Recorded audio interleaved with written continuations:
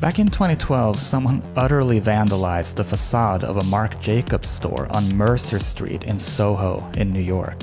And what happened next was a wildly entertaining war of art and commerce, full of twists and turns and profiteering. This story involves the fashion industry's most hated graffiti artist, anti-establishment protests, and customized fire extinguishers as art objects used as weapons against capitalism.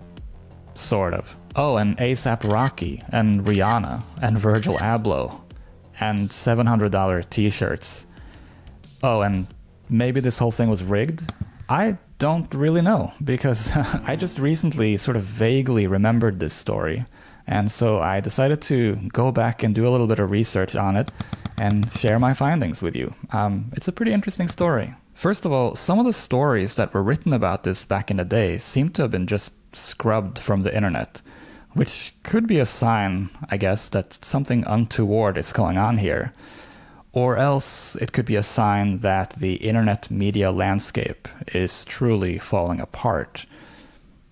Probably it's a little bit of both.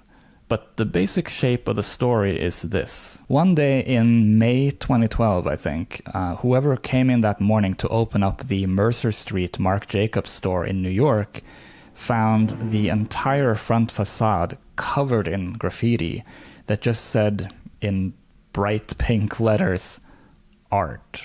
I'm not entirely sure why it says art, but I assume it's some kind of ironic message that is perhaps suggesting that Marc Jacobs' fashion is not in fact art, or I guess it could be a celebration of art, or maybe it's a condemnation of art altogether, or else maybe it's suggesting that art is now commerce, or something like that. Lending credibility to that view is what I remember discovering next when this whole thing was unfolding. It turns out that this graffiti vandalism was done by a French underground graffiti artist named Kidult, who had previously tagged both Celine and Hermès storefronts in Paris in a similar way. Anyway, right after the Marc Jacobs store was tagged, Jacobs started cryptically tweeting something about Art Jacobs at Marc Jacobs. And soon thereafter, he launched a limited edition pink t-shirt under that brand name, featuring a photo of his own vandalized storefront. And he was selling it for $689 plus tax. Kidult then called Jacobs a capitalist thief and tweeted at him at Marc Jacobs International, question mark, let's play, but we don't play the same rules. I remember thinking this was actually a brilliant move by Marc Jacobs. I mean, someone's vandalized your property. This is going to cost you a lot of money to clean up. So why not figure out a way that you can somehow profit from the vandalism? For Kidult to call him a thief for doing that seems kind of rich, because he gave away his quote-unquote art. But people started wondering if these two were in cahoots with each other. It seemed almost too clever, and the speed at which Jacobs was ready to profit from this thing just seemed quite impressive. On the other hand, how long does it really take to slap a photo on a t-shirt? Then in June 2013, Kidult vandalized another Marc Jacobs store, this time in Paris. He wrote 686 all over it, a reference to the price Jacobs had charged for that t-shirt featuring Kidult's art. And then he tweeted out a picture of his new handiwork along with the text, 680, 689, 686. How much are you gonna sell this for? Hashtag Kidult Army Paris. Hashtag this is not art. Marc Jacobs did not lay around. He quickly responded by tweeting to everyone, "Come by Paris Collection for the opening night installation of the new The Real Kidult. We proudly support the arts." Followed by a second tweet later in the same day featuring photos of a new t-shirt he was selling featuring Kidult's 686 tag. He also offered hats with 686 written on them in the same style. There was also this weird price stunt where Jacobs offered the shirt for $686 unsigned or $430 signed. An interesting twist that perhaps suggests something tagged is less valuable than something untagged. Except, I don't know. This whole thing is kind of confusing, to be honest. But a funny twist is that in response to the Marc Jacobs $700 t-shirt, Kidult launched his own t-shirt. It was very similar and sold it for $10 on his website. To me, whether they were deliberately collaborating or not, I feel like the two of them coming together formed this interesting synthesized snapshot of the modern world of art and fashion and branding. They really demonstrated how value can be quite arbitrary.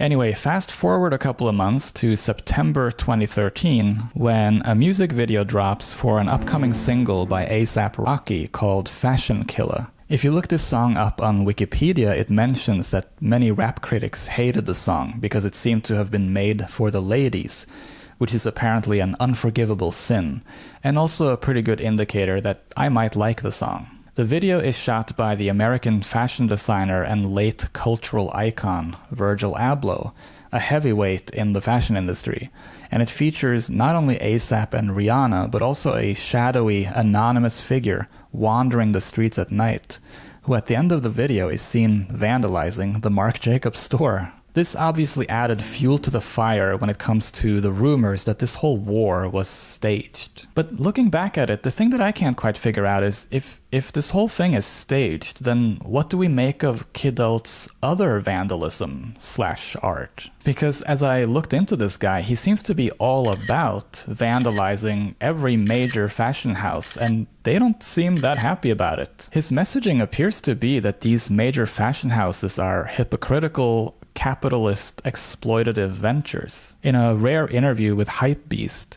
he says he wants to stop these brands from dictating a culture that belongs to us.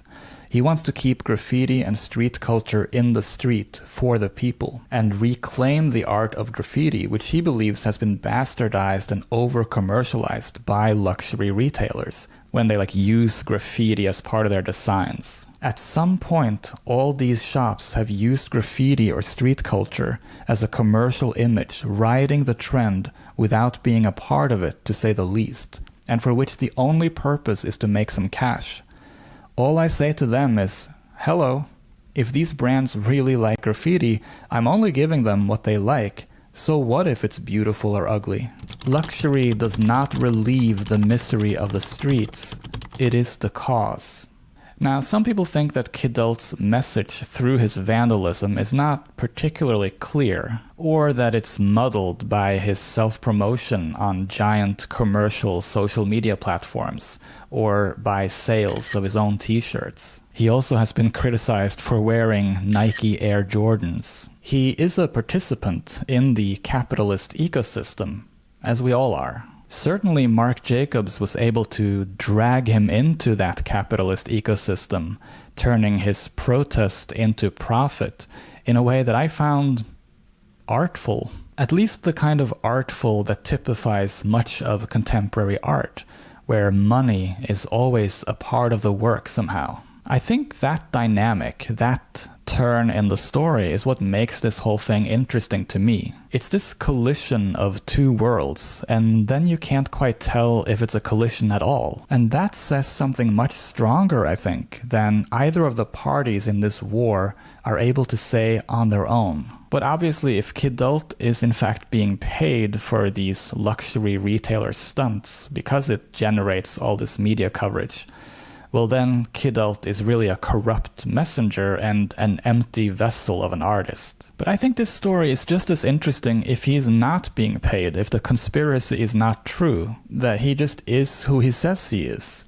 And I think I'm leaning in that direction, if for no other reason than it just seems a little more interesting that way. That he's just a kind of punk, underground art vigilante who takes huge risks by vandalizing these multi-billion-dollar luxury fashion brands, sort of just poking the bear. I'm not sure that's art, but it is a kind of activism. There is an irony for me to the idea that he is building a brand for himself in the process. To quote the seemingly abandoned street art blog Vandalog, talking about Kidult's videos of his graffiti bombs, it seems that for Kidult, the piece is important and the performance is important, but the most important thing to get across is the persona behind it all. Kidult's videos, with a focus on a cool look and personality coupled with anti-establishment platitudes, seem to be designed to appeal to an audience who are buying the brands he is critiquing. Despite coming off corny at times, it's an interesting strategy. Indeed. I'll see you next time.